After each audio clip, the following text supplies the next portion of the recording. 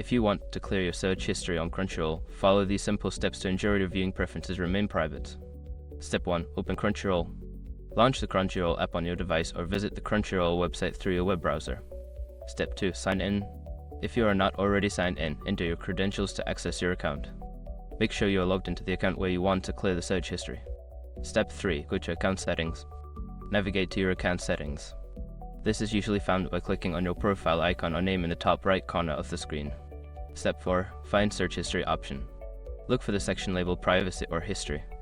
In this section, you should find the option to manage your search history. Step 5. Clear Search History. Select the option to clear or delete your search history. Confirm your choice if prompted to ensure that your search history is removed. After completing these steps, your search history on Crunchyroll will be cleared. You can now enjoy a fresh start with your viewing preferences.